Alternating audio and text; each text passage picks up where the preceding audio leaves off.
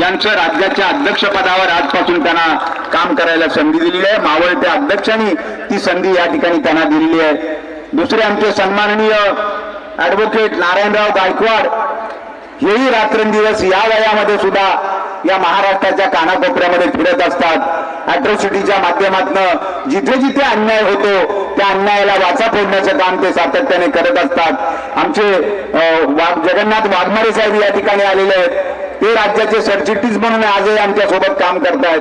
त्याच्यानंतर आता आपल्याला अत्यंत सामाजिक चळवळीच्या संदर्भात खोलवर जाऊन ज्यांनी माहिती दिली ती आशाताई कांबळे यांनी आपल्याला त्यांच्या अभ्यासानुसार या ठिकाणी आपल्याला चळवळीच्या संदर्भात महामानवांच्या कार्यकर्तृत्वाच्या संदर्भात सुद्धा या ठिकाणी चांगली माहिती दिली।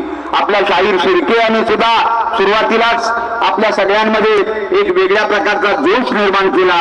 चांगल्या प्रकारचं प्रबोधनात्मक गीतं या ठिकाणी सादर करून आपल्या सर्वांचं मनोरंजनातून प्रबोधन अशा पद्धतीने त्यांनी या ठिकाणी कार्यक्रम केला।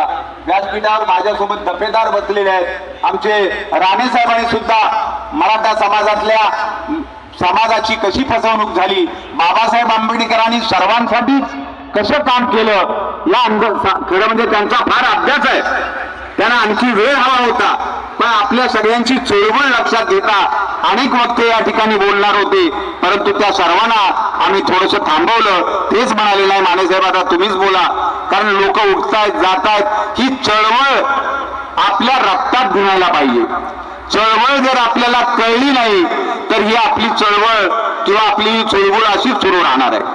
आणि म्हणून चळवळ आपण गांभीर्याने घेतली पाहिजे। अरे मुंबई सारख्या शहरात आपण राहतोय आता, म्हणून इथे अस्पृश्यता, चातुर्वर्ण, शिवाशिव या गोष्टीपासून आपण थोडे दूर आहोत। परंतु आपल्या आईवडिलांनी किती भोगलंय हे राणेसाहेबांनी सांगितलं मगाशी, कितीतरी सहन केलंय, कितीतरी अस्पृश्यतेच्या संदर्भात आपल्याला शिवाशिवी आपल्याला हजारो वर्ष काही लोकांनी पुस्तक उघडू दिले नाही, शेकडो वर्ष आपले हातपाय बांधून टाकले। आणि म्हणून या ठिकाणी जाती अंताच्या लढाईमध्ये ही फार पूर्वीपासून चालत आलेली लढाई आहे। या जाती अंताच्या लढाईमध्ये ज्यांनी काम केलं ते काम खऱ्या अर्थानं आपल्याला प्रगतीला, आपल्या सगळ्यांच्या प्रगतीला कारणीभूत ठरलेलं।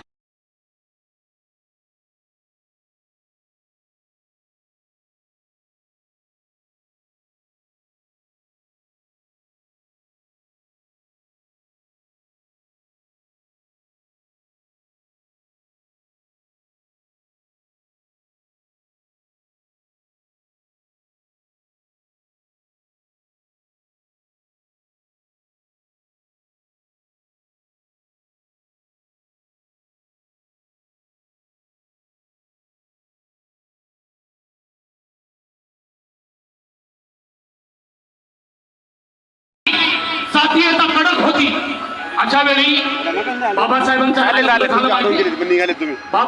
लग्न झालं भायखळ्याच्या मच्छी बाजारावर।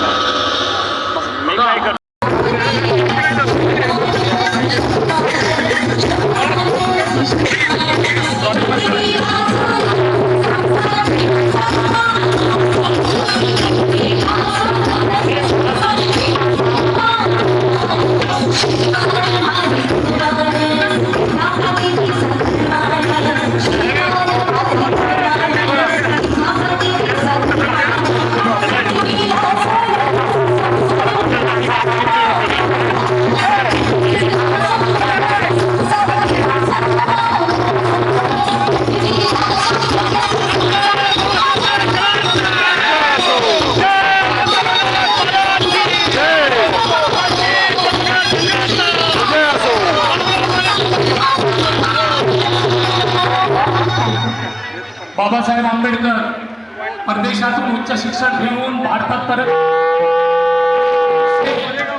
1925च्या सुमारास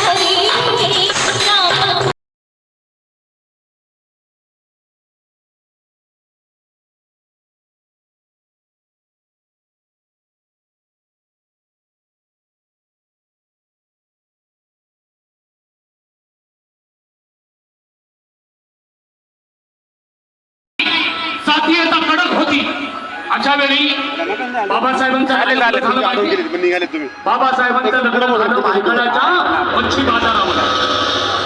बघा.